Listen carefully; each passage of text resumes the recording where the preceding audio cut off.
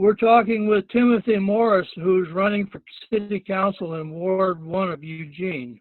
How are you doing tonight, Timothy? I'm doing Or great. do you prefer Tim? I prefer Tim. It's easier to spell. Yes, this is a selling proposition. How are you doing tonight?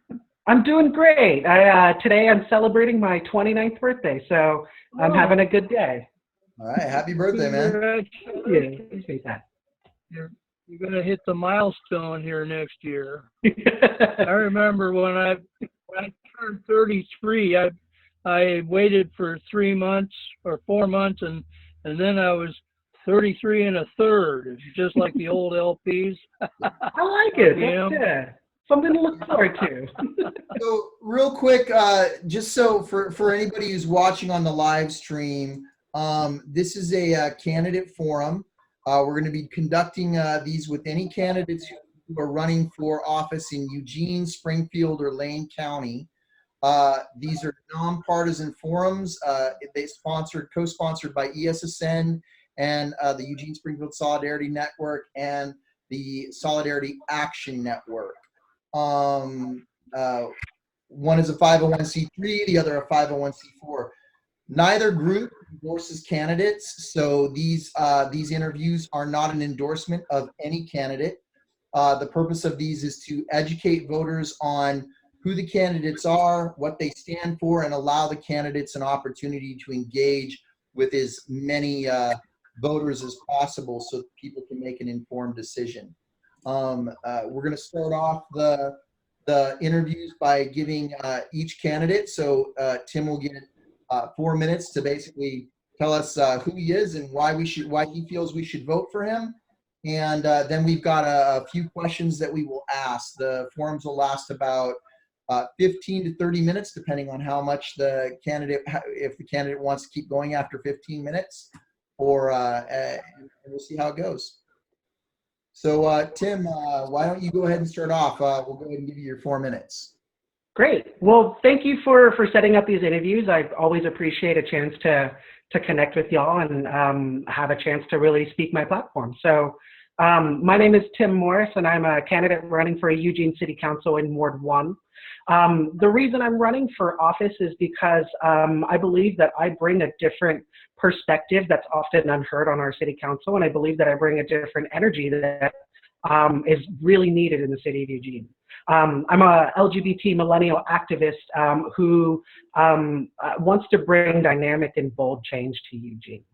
A little bit about my background is I'm a founding member of Our Revolution Lane County and the Springfield Eugene Tenant Association, both of which are service-based nonprofits that really serve our community and address the needs of vulnerable members in our community. I also serve as a member of the Lane County Budget Committee, and I formerly served the Lane Community College Budget Committee. On the College Budget Committee, I was able to advocate for students for lower tuition and be an advocate voice for younger generations and have an understanding of what it's like to be a millennial who's trying to get through college.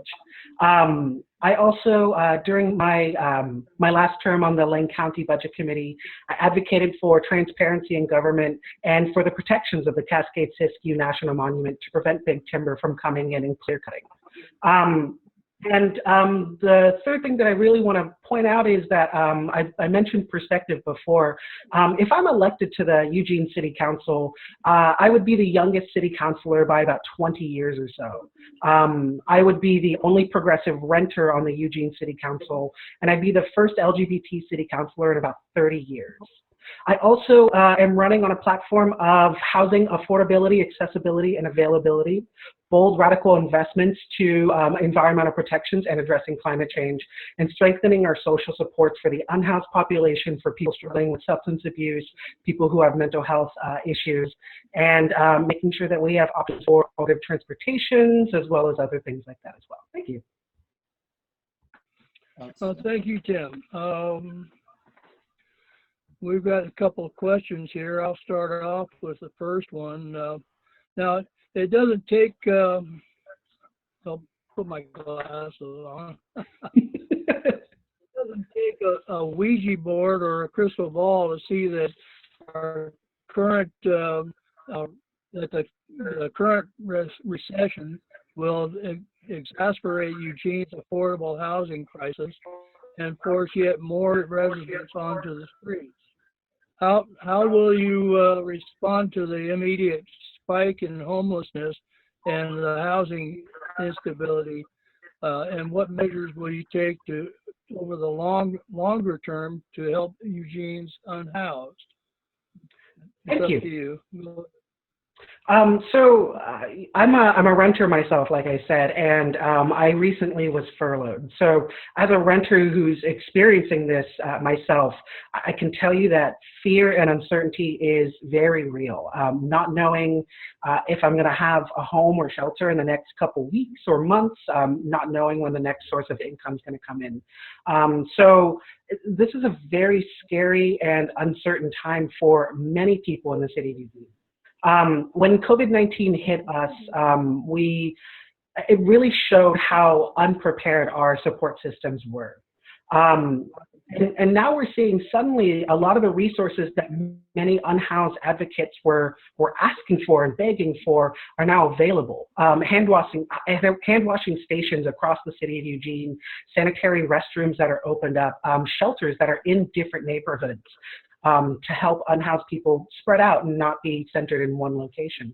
I believe in order to address in the short term the immediate spike in unhoused, I do want to take a step back and really thank Governor Brown for issuing the moratorium on evictions. As I said before, I'm a founding member of the Tenant Association, Springfield Eugene Tenant Association, and we still get calls from people that are saying that their landlords are threatening to evict, but we're able to arm them with the knowledge that no, it's pretty illegal to do that and keep people in their homes. And so a huge thanks to Governor Brown for having that foresight. But I believe in the short term to address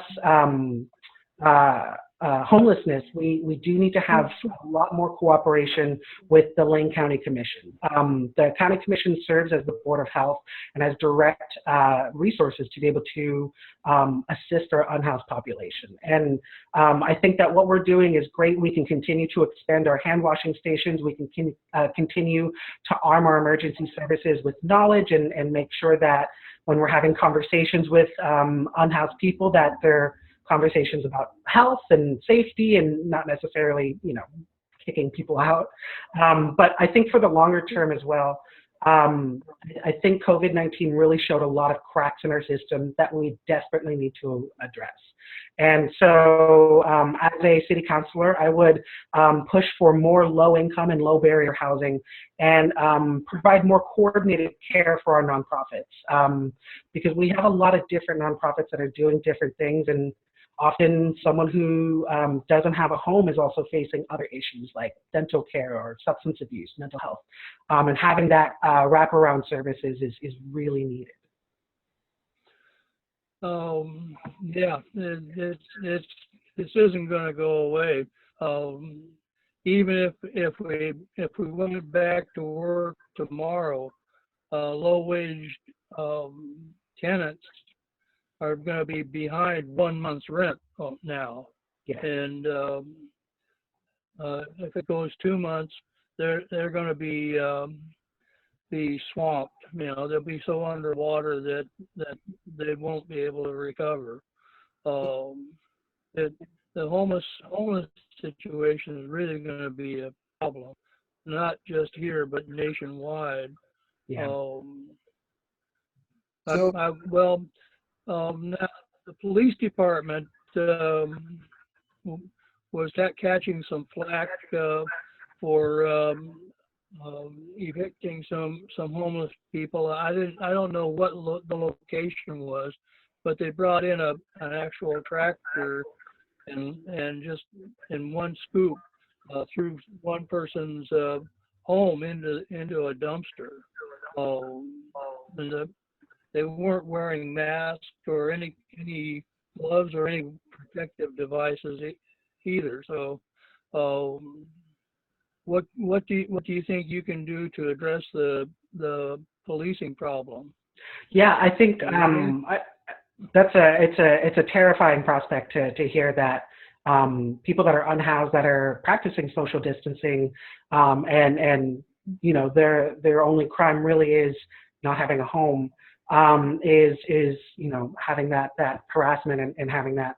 The City of Eugene Police Department did come out with a statement a couple weeks ago that they are committed to addressing the unhoused population with public safety in mind and public health in mind, and that they're largely not going to be, you know, lifting camps and moving people along. And we've seen that sometimes that's true, and we've seen that it might not be. And so I believe, you know, as city leader and city councilors that, and especially with our emergency services here in the city of Eugene, it's our job to really express the wishes of the citizens here and say that, you know, homelessness is not a criminal. It's not criminal to be unhoused, and that we need to really think and move forward with the knowledge of safety, of health, of you know, I mean, we're all in this together with COVID-19. We're all here together,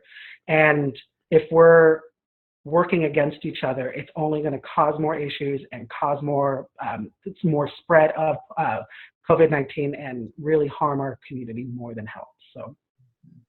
So let me move us on to our second question because we are running low on time. Last June, the City Council voted to implement a payroll tax in Eugene. They also decided and voted not to refer that controversial tax to the voters. Mm-hmm. What is your stance on payroll taxes?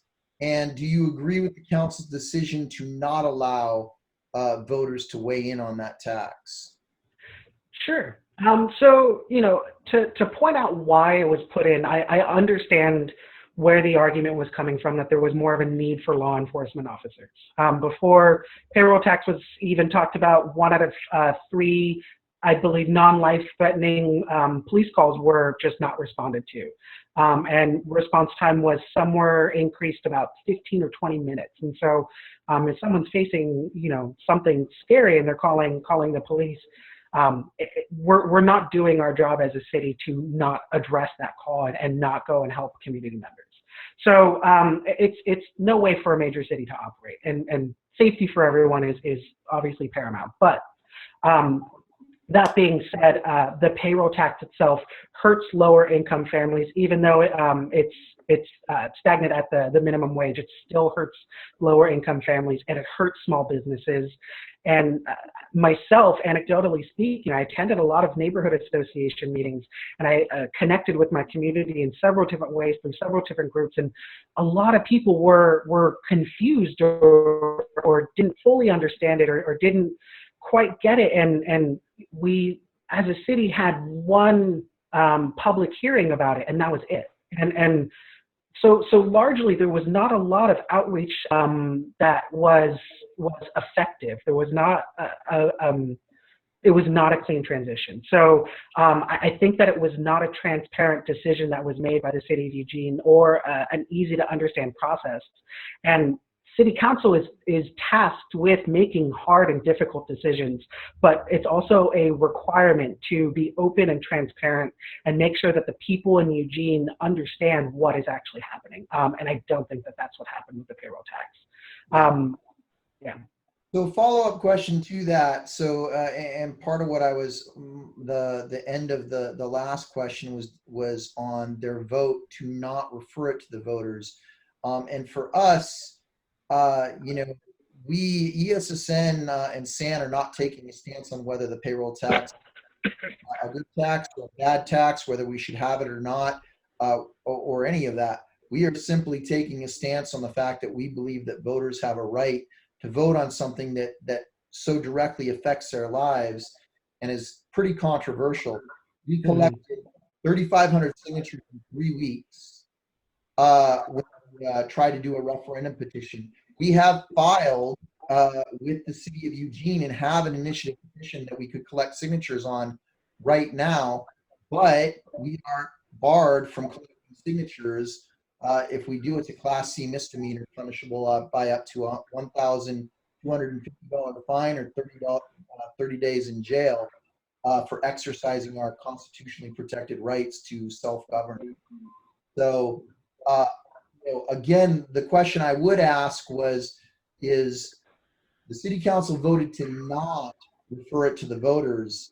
Can you directly to that, not whether the tax is good or bad or any of that, but can you just speak real briefly on the decision to not allow voters in Eugene the opportunity to vote on this tax?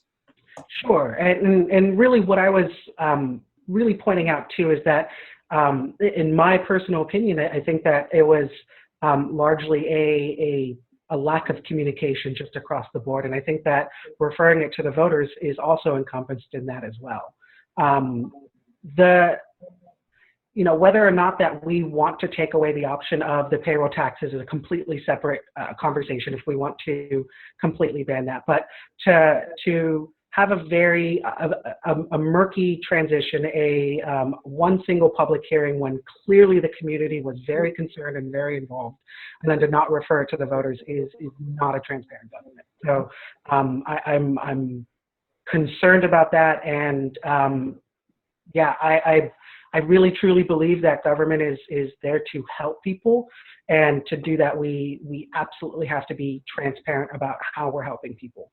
So I think that the process was really rough. Okay. Yeah. I think we're going to move on here to the next question. Eugene has one of the worst affordable housing shortages in the country. What approach should the city take to resolving the housing shortage or housing crisis? Sure. So ADUs, what's that? ADUs or? Sure. So I mean, it doesn't take a lot of searching to realize that we have the second worst housing inventory in the nation and the highest homeless population per capita. That's pretty easily to connect there. So there's a lot that we could do as a city to increase our housing stock and to make it more affordable to build housing and affordable to live in housing. One of the things that my campaign is really pushing for is we have one of the most aggressive housing strategies in Ward 1 is reducing and lifting restrictions on our archaic land use and zoning laws. A lot of these laws were created about 100 years ago or so, or somewhere in that time frame, where some of the things made sense, but nowadays they don't because we have 200,000 more people living here. There are a lot of issues specifically with accessory dwelling units, which is one of the cheapest housing that can be built. There's a lot of barriers to build accessory dwelling units as well as own an accessory dwelling units. And I think it's time to lift that. It simply doesn't make sense with where we're at as a city. Another thing that I want to do is implement community benefits agreements, which guarantees that before anything is even built, that we as a neighborhood understand what is being built and that we have an agreement signed that this is what it's going to look like, this is what needs it fills, and this is what we can expect to come. I think that we've largely seen a lot of things, just a lot of construction, a lot of designs just pop up with not a whole lot of conversations about why it's there, how it came to be there. So I think it's time to implement a lot more openness and transparency. Okay. I have a follow-up to that. So kind of a two-parter, I suppose. We always hear people talking about building affordable housing. Mm-hmm. My concern is that very often when we're talking about affordable, it's affordable for who?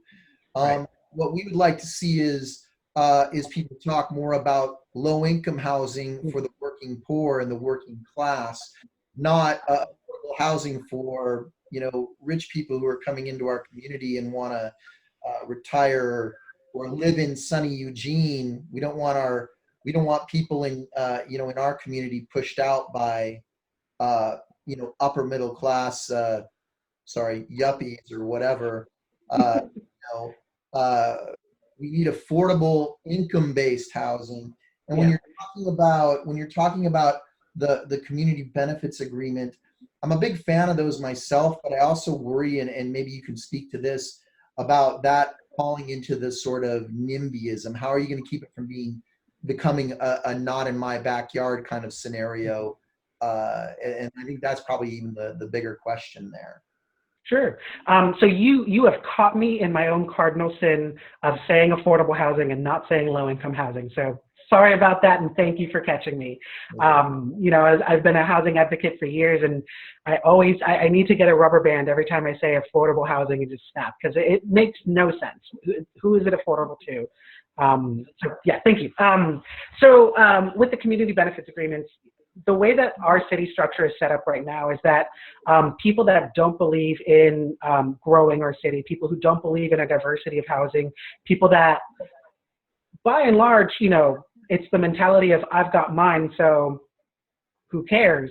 I think that voice is a minority voice here in the city of Eugene, but has been amplified quite a bit through stagnant neighborhood associations, through having an ear of our elected officials or city staff, or there's many alternative methods for people that don't believe in compact communities to have their voices heard. So I think that there's a lot more housing advocates, and there's a lot more people that understand what's on the horizon and see the need for housing here in the city of Eugene, in a diversity of housing. So I think that those voices are there, and just we need to go out and engage the community to bring those voices in, bring those voices up. And for those that are out there in the community that maybe might be saying something along the lines of, you know, why do we need to build more? I have an opportunity to, as a tenant advocate, talk about how high the rents are. The average rent is $1,200, now getting close to $1,300.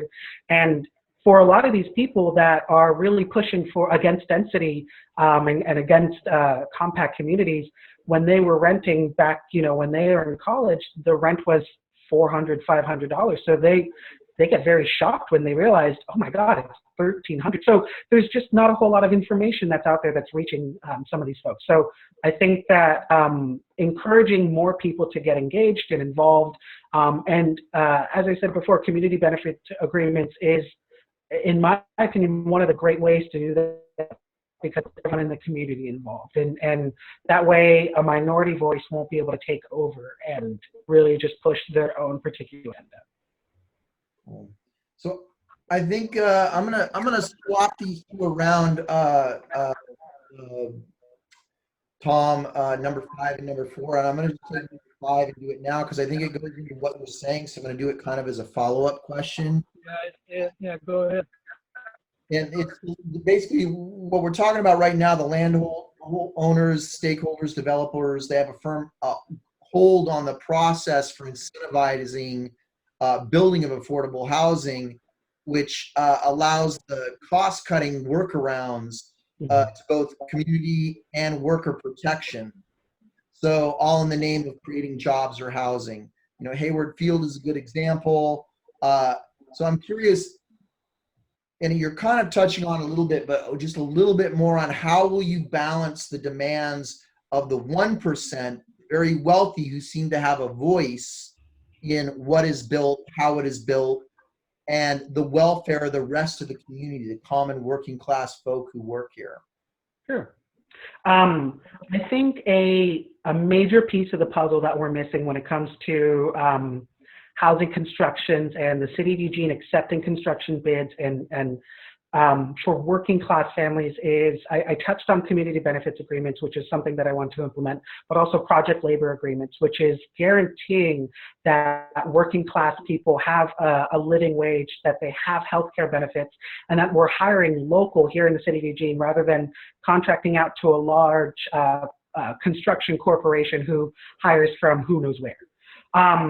I really truly believe that we have a great community. We have Lane Community College, which is has trade classes and teaches local trades, and that there's people here in Eugene. We can be very self-sustaining, and we can make sure that we are only accepting construction bids and any type of building that we can ensure that workers are protected and that they have rights that they can lean back on.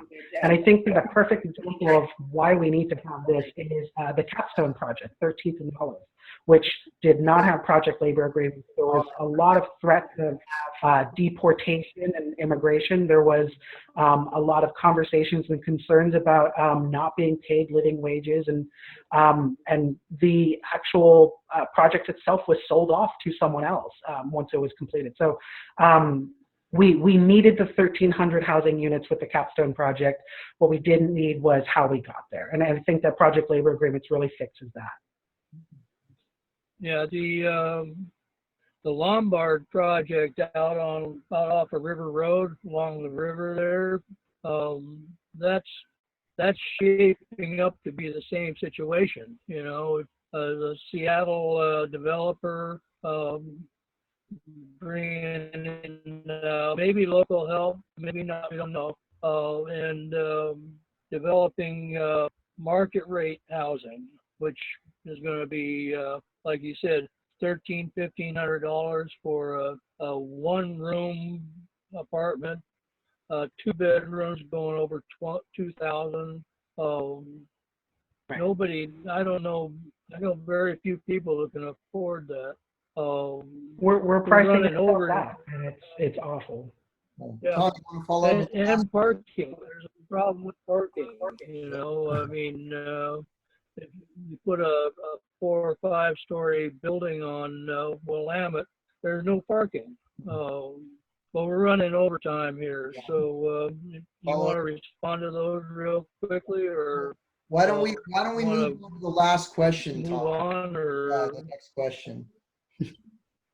To our last Sorry for question. talking so all much. right. You're fine. That's in my eyes here. Oh, no, that's why you're here. You know, explain yourself. What's your vision for the city? And as an elected representative, what role will you play in bringing that vision to reality? Yeah. Kind of a nebulous question, but I like the nebulous question. I think that my vision for the city of Eugene is to create and foster a city that's equitable for all.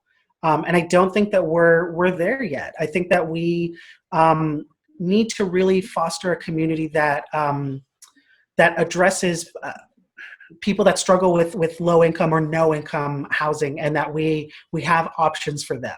And I think that whether you are a high earner or you're looking to downgrade your home, or you're a first-time home buyer, or you're looking to get off the streets, that you deserve a roof over your head. And so a vision for the city of Eugene is to have a shelter for all process and policy. I think that having a transparent and accessible city council is much needed here in the city of Eugene, and we can see instances in our past where it hasn't been, and people notice. Right now, I am the only city council candidate in Ward 1 who is committed to hosting an annual town hall, because I'm kind of tired of going to city council and talking to my city councilor and having my city councilor talk back at me. I'd rather talk with. I'd rather us connect as a community and really be able to talk through some of the issues that we're facing. I think that we can be a climate leader in addressing climate change, and that some of the implementations that we can put and the policies that we can put in place can really show a leadership and as an example for other surrounding cities, because not only other cities in Lane County, but other cities in the state of Oregon are looking to Eugene for leadership when it comes to climate change, and that we need to be that change, especially for my generation, which is going to deal with the decisions that we're making today. And I think a vision for the city of Eugene is to have a city that truly is a city of kindness. If we want to take on that namesake, then we need to begin really pushing for more social supports, more assistance for the unhoused population, more more emphasis on alternative transportation, more emphasis on substance abuse services and mental health services, and outreach into our community to make sure that people are heard, whether or not that, and folks that are often unheard. So, and as an elected official, and the role that I would bring to that is, and the two of you know me, and many members of the ESSN and Solid actually and SAN know me as well. I have the unfortunate curse of not shutting up. So it's pushing for these issues. It's being a loud advocate for these issues. And I think our city council needs a strong, loud advocate to push on things, because it's time for us to change, and it's time for us to be much more equitable for everyone. All right. All right. Well, Thank you, Tim. I was going to say thank you for participating in the interview. Do you have a website or Facebook that people can go to learn more about you? I do. I have both. You can look me up at friendsoftimmorris.com, and my Facebook is facebook.com/friendsoftimmorris. And then if you struggle with the technology, you can also call or text me at 541-357-7331. Okay. perfect. You put that all over Facebook, so who knows who's going to call you? But that's totally okay. I get some real fun calls sometimes, so it makes my day a little bit more interesting. So we've streamed this live on ESSN web or Facebook page, but we're going to put the recording up on our YouTube channel. So you can download it yourself, or you can direct people to it. It'll be available through at least May 19th. Yeah, sounds good. Yeah, and we'll send out. We're gonna send out to our network, our ally organizations and stuff, links to it so they can share it if they want to. Again, we ESSN and SAN do not endorse any candidate.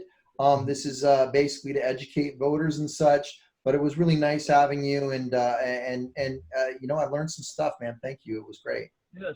Thank you. All right. You have a good day.